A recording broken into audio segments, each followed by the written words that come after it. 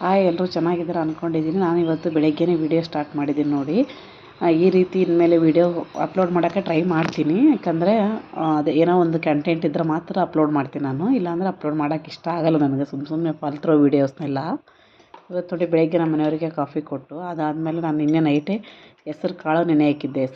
ಹೆಸ್ರದ್ದು ಕಾಳು ದೋಸೆ ಮಾಡಬೇಕು ಅಂತೇಳಿ ಹೆಸರಿಟ್ಟು ದೋಸೆ. ಅದೇನಾಯಿತು ನಿನ್ನೆ ನೈಟ್ ವಿಡಿಯೋ ಮಾಡ್ಕೊಳಕ್ಕಾಗಲಿಲ್ಲ, ನೆನಪೇ ಆಗಿಲ್ಲ ನನಗೆ. ಕಾಳನ್ನು 80% ಅಷ್ಟು ಕಾಳು ತೊಗೊಂಡಿದ್ದೆ. ಒಂದು 20% ಅಕ್ಕಿ ಹಾಕಿದ್ದೀನಿ ಅಷ್ಟೇ. ಒಂದು ಗ್ಲಾಸಲ್ಲಿ ಒಂದು ಗ್ಲಾಸ್ಕ್ಕಿಂತ ಕಡಿಮೆ ಕಾಳು, ಅದಾದಮೇಲೆ ಒಂದು ಸ್ವಲ್ಪ ಅಕ್ಕಿ ತೊಗೊಂಡು ಎರಡನ್ನೂ ಮಿಕ್ಸ್ ಮಾಡಿ ನಿನ್ನೆ ನೈಟೇ ನೆನೆ ಹಾಕಿದ್ದೆ.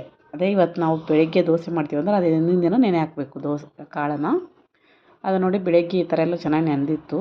ಇವಾಗ ನಾನು ಮಿಕ್ಸಿಗೆ ಹಾಕೋಕ್ಕೋಸ್ಕರ 1 ಇಂಚಷ್ಟು ಶುಂಠಿ, ಆಮೇಲೆ ಒಂದು 2-3 ಮೆಣಸಿನ್ಕಾಯಿ, ಒಂದು ಅರ್ಧ ಈರುಳ್ಳಿ ತೊಗೊಂಡಿದ್ದೀನಿ, 1 ಸ್ಪೂನಷ್ಟು ಜೀರಿಗೆ ಹಾಕಿದ್ದೀನಿ, ರುಚಿಗೆ ತಕ್ಕಷ್ಟು ಉಪ್ಪು. ಇದೆಲ್ಲ ಹಾಕಿ ಚೆನ್ನಾಗಿ ದೋಸೆ ಕನ್ಸಿಸ್ಟೆನ್ಸಿ ಬರೋ ಥರ ಮಿಕ್ಸಿ ಮಾಡಬೇಕು ನಾವು. ದೋಸೆ ಕನ್ಸಿಸ್ಟೆನ್ಸಿ ಬರೋ ಥರ ಮಿಕ್ಸಿ ಮಾಡಿ ಚೆನ್ನಾಗಿ ಈ ಥರ ಆಗುತ್ತೆ ನೋಡಿ. ಆಮೇಲೆ ಇದನ್ನು ನಾವು ಒಂದು ಪಾತ್ರೆಯಲ್ಲಿ ಹಾಕಬೇಕು. ಈ ಥರ ಚೆನ್ನಾಗಿ ಫುಲ್ಲು ಸಣ್ಣ ಆಗೋ ಥರ ಮಿಕ್ಸರ್ ಮಾಡಬೇಕು, ಗ್ರೈಂಡ್ ಮಾಡಬೇಕು ನೋಡಿ. ಈ ಥರ ದೋಸೆ ಕನ್ಸಿಸ್ಟೆನ್ಸಿ ಇದ್ದರೆ ಸಾಕು. ನೀವು ಬೇಕಿದ್ದರೆ ಟೈಮ್ ಇತ್ತಂದ್ರೆ 1 ಅವರ್ ಮುಂಚೆನೂ ಮಿಕ್ಸಿ ಮಾಡಿ ಇಡ್ಬೋದು.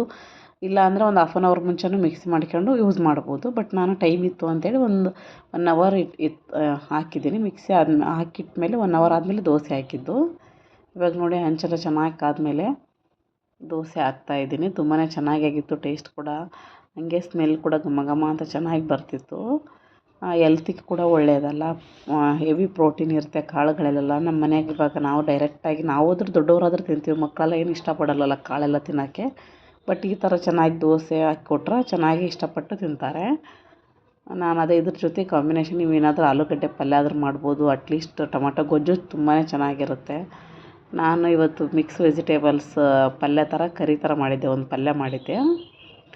ಅದು ಕೂಡ ಚೆನ್ನಾಗೇ ಆಗಿತ್ತು. ಇದ್ರ ಜೊತೆಗೆ ಬೆಸ್ಟ್ ಕಾಂಬಿನೇಷನ್ನು. ಚಟ್ನಿ ಒಂದಾದ್ರೂ ಚೆನ್ನಾಗಿರುತ್ತೆ, ಶೇಂಗಾ ಚಟ್ನಿ, ಕೊಬ್ಬರಿ ಚಟ್ನಿ ಯಾವುದಾದ್ರೂ ಮಾಡ್ಬೋದು. ಎಲ್ತಿಗೆ ಮಾತ್ರ ತುಂಬಾ ಒಳ್ಳೆಯದು. ಹಂಗಾಗಿ ಇವತ್ತು ಬೆಳಗ್ಗೆ ಟಿಫನ್ನಿಗೆ ಇದನ್ನೇ ಮಾಡಿದ್ದೆ ನಾನು.